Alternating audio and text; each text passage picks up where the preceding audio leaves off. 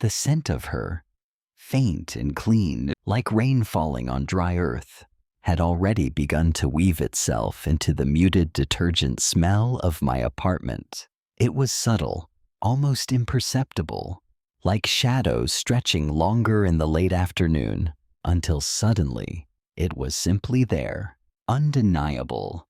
That evening, when she dropped her grocery bag in the hallway, the sound wasn't a crash. It was a quiet thud against the carpet. I bent down. Our hands brushed as we both reached for the same rolling apple.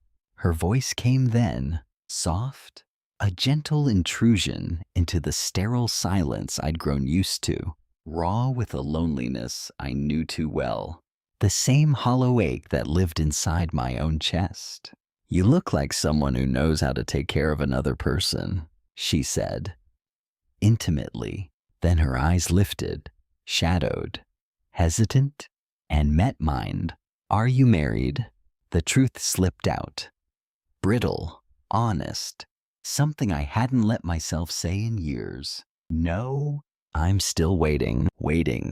Even then I understood, not just for anyone, for something beyond words, a presence that wouldn't vanish, a touch that wouldn't pull away, a quiet, stubborn refusal to leave, even when leaving felt like the easiest thing in the world. I had moved into apartment 4A 3 months earlier. After what I still think of as a silent collapse, my life had come apart so slowly, so quietly, that I didn't realize how loud the silence had become until it was the only thing left. Work, microwave meals, late night walks down hallways that still carried echoes of other people's lives.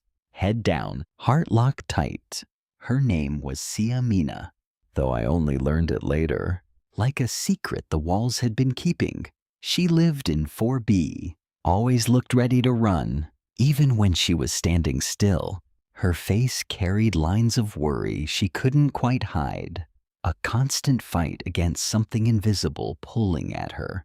She didn't quite fit the world, or maybe the world had never quite fit her. I understood that feeling more than I wanted to admit. After that first moment in the hallway, the distance between us began to shrink, a shared elevator ride that lasted longer than it should, our shoulders almost touching, the air suddenly thick, a borrowed screwdriver, still warm from my hand, that stayed in her apartment for 2 whole days, a mug of ginger tea left outside my door when fever had me pinned to the bed, the ceramic still radiating heat.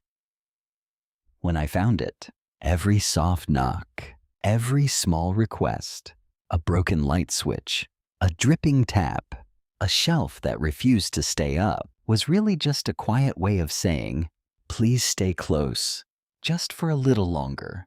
I began to notice the things she couldn't conceal, the way her hands shook when her phone lit up, the tired shadows beneath her makeup, the tiny flinch when a loud voice carried down the corridor.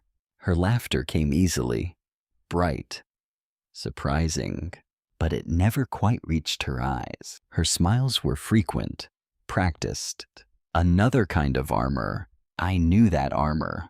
I had worn it for years. Then the power went out. The whole building sank into darkness, heavier, more suffocating than usual. People moved through the hallways with phone lights, whispering, but her apartment stayed completely silent. Something in me, some small, stubborn spark of care, wouldn't let that silence stand. I knocked.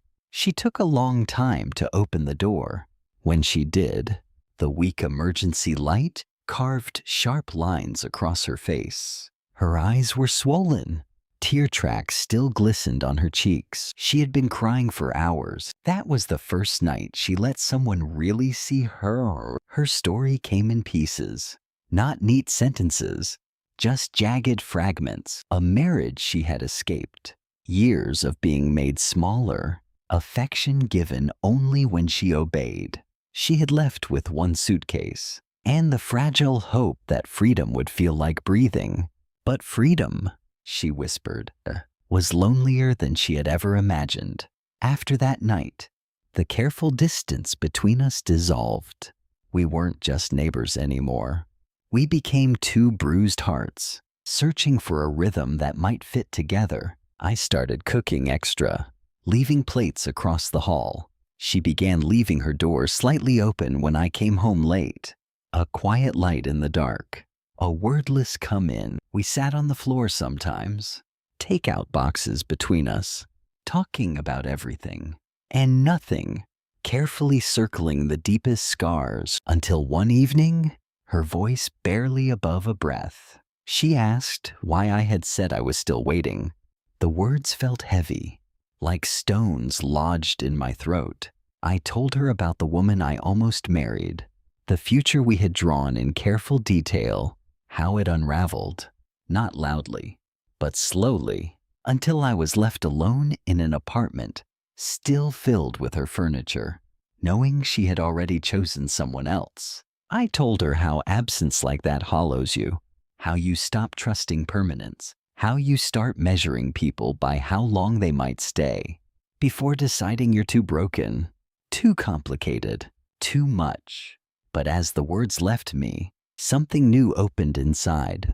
Maybe waiting wasn't about finding someone flawless. Maybe it was about finding someone who could see the shape of my walls and still choose to stay near them. We moved closer after that, not wildly, not like younger people do, carefully, deliberately, knowing exactly how much everything costs. There were days she pulled away, door locked, silence thick on her side of the hall. Nights, I wondered if letting someone in again was just inviting another goodbye. But there were also small, beautiful victories. Her laughter started to ring true, deep, alive. My apartment slowly stopped feeling like a waiting room and began to feel like home. We even started saying tomorrow, a word that once tasted like a lie. Then came the night that changed everything. Quietly, the way the most important things usually do, she knocked, not because something needed fixing, but because the weight of her memories had grown too heavy to carry alone. And for the first time in years, neither could I. We stood in the open doorway, a thin line between our separate worlds. Light from my living room spilled across her face, catching the soft curve of her cheek, the faint tremble in her hand. We didn't promise forever. We didn't need to. We simply sat, side by side, our warmth mingling in the quiet. Healing, we both understood, wasn't erasing what had happened. It was learning to carry it, without letting it write the ending. Maybe that was what I had been waiting for all along. Not perfection, not certainty, just someone who knew, deep in their bones, that choosing to stay, truly stay, is the bravest thing two people can do. Outside, the light was fading, bruised purples and soft oranges brushing the window. The silence between us stretched, thick, warm, alive with everything we hadn't yet said, and everything we still might. Neither of us moved. The world outside could wait.